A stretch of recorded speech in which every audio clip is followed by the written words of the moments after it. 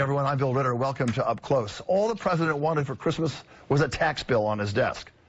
He just may get it, although there do appear now to be some roadblocks to navigate. But criticism of that Republican tax cut is the cut is mostly for wealthy people and for corporations. That's the criticism. The middle class, if they get anything, won't get much, especially if they itemize their deductions on their tax forms. One man in the thick of all this, veteran New York Congressman Joe Crowley, a Democrat from Queens, and he joins us this morning. Congressman, welcome. Thanks, Bill. Queens and Bronx. Queens and the Bronx, you're right. Yeah. Right, of course, on the Frog's Neck and everything else. And I apologize to the great people of the Bronx who you represent, who I did not acknowledge. You are now, is it the fourth ranking, the highest ranking member of the Democratic Caucus? And what does that mean, the chairman of the Democratic Caucus? It means a number of things. One, it means that I run the weekly caucus meetings of the Democratic Caucus. Every Democrat that's elected to the House is a member of that caucus, elected by them. I also prepare our annual policy weekend or retreat. We bring in people from all over the country to speak about issues and the politics of the day. And it's really it's an elected position by my fellow caucus members. But you're very much a minority party. You don't have the White House. You don't have the Congress. You don't have the Senate. What does it mean for the future of your party? How much are you all discussing that? Before we get into the weeds of the issues, how are you discussing that? And what kind of leaders are going to emerge in these next couple of years to take the banner from your party? Well, Bill, what I would say is that we may be in the minority, but we're the party of ideas. And that didn't stop just because we went into the minority. We were with party ideas, we were in the majority, and now in the minority. And it's those ideas that I think are going to propel us forward to recapture the House of Representatives. And what I think that really specifically means is talking to those folks that we lost in that last election. Not that we have every solution to your problems, but we have a better deal for better jobs, better wages, and a better future. And I think that is through an infrastructure package. What we really did was stop talking about the pain that folks had felt. We had saved the big three auto companies, yet 100,000 people lost their lives. I think it's directly responsible in every respect for the loss of jobs and opioid abuse, the rise of white supremacists and the KKK and anti-Semitism and anti-immigrant feelings in this country as well. I think they're all linked in many respects to economic insecurity and lack of job opportunity. Where were those issues to be discussed a year ago when the election was happening? Well, I think Hillary Clinton attempted to do that by talking about her solutions and not necessarily connecting with the folks that had. When you talk about the loss of 100,000 people in terms of their jobs, the impact is catastrophic for millions of people.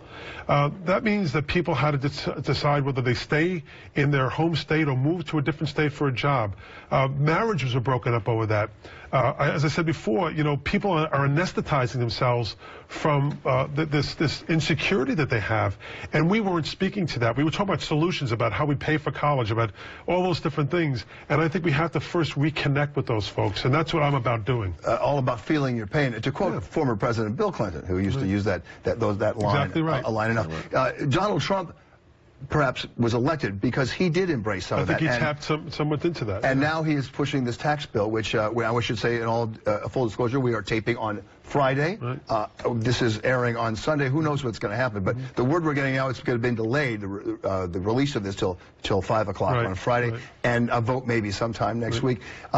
But a tax bill that he says is a middle-class tax cut, but in fact all the analysis says is going to benefit mostly the uber-wealthy and the corporations. If and when this bill passes, it will be the biggest bait and switch that has ever occurred. The president played to these folks in middle America. He said he understood their pain, said if he got elected, if you take a chance on me, you vote for me, I'll deliver for you. And what he's doing, he's delivering for the most wealthiest in this country, giving them the biggest tax cut in the history of the United States to special interest corporations on the back of working people in this country. These tax cuts for the corporations are permanent. No corporation thought they were ever going to get below 25% in corporate rate. This is 21%. It's just a big giveaway. It's been described as a kleptocracy, where the president and the Republican Party are robbing from the coffers of our country to starve the beast. and making way for deep cuts into Social Security, Medicare, Medicaid, and welfare in the next part of the cycle. What's it going to mean for the majority of people and your constituents in Queens? And in Queens, we're looking at, I believe, a tax increase. Unfortunately, the inability to deduct state and local taxes, for instance, which has been in all of the proposals and now in this final proposal as well, or limiting the ability to deduct those taxes, lowering the threshold for home interest mortgage deduction to $750,000 will have an impact on the price of housing. It could have been worse, though. It was originally at $500,000. It could have been worse, and I guess I should be grateful that it's not as bad as they initially proposed. But again, $500,000 mortgage in Iowa is a mansion. Here in Queens, what's the average price in your constituency? My district, the average price in Queens is $575,000. That's the average price. Right. That means that many of those homes go for well in excess of $700,000,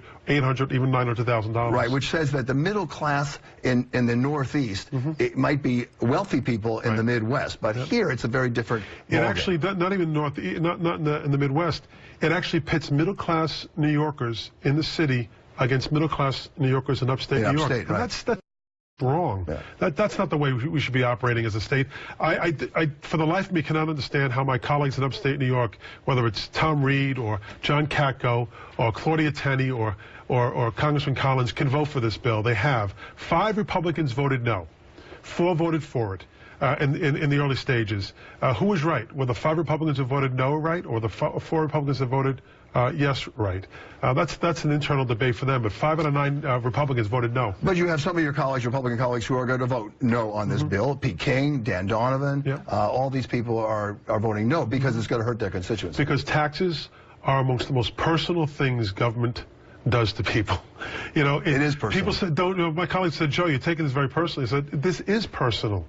You are taxing my constituency more than others, and that's personal. Let me talk to you a little bit about what else is happening in Congress. A lot of your colleagues are calling for Robert Mueller to be fired, the whole disbanding of the investigation into Russia collusion. What's your position? What's your take on their position? I'm not shocked. I've said before that Mr. Mueller is conducting a thorough investigation. Mr. Mueller is a Republican. He has been forever, as far as I know. Was appointed during the Bush administration as the FBI director. Served under the Obama administration for some time. And I think is a very reputable law enforcement official who does things by the book. I think they don't like the way in which the outcome has been in terms of the indictments that have taken place. And where the investigation might lead. Where we lead. What I've said is, there's been calls for the impeachment of the president. And many of my constituents would like to see this president impeached. I've said, let Mr. Mueller continue his investigation. Let him bring the facts where they may lead, and we'll deal with it then.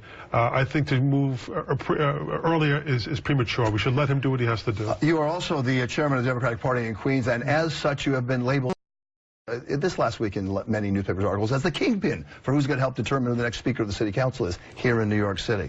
Do you have a favorite? You want to reveal that today? Well, what I would say, Bill, is that I think that there are many mothers and fathers of the city. I may be one of them, and working in a really collaborative way to find who is the best to have that job. And it's really the 51 members of the City Council who ultimately make that decision. I think that the members from Queens and the Bronx have worked collaboratively in the past as well with others.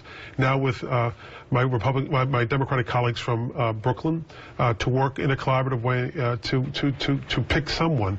And, one thing we do know, there will be a new speaker on January 3rd of next year.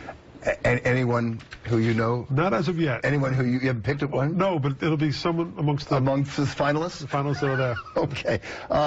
Joe Crowley, native of New York, went to school in Queens, graduated and high school at Powell Memorial. There you go. So I appreciate it. And now the 4th highest ranking Democrat in the Congress. Congressman, thank you very much. Thanks, Bill. Thanks a lot.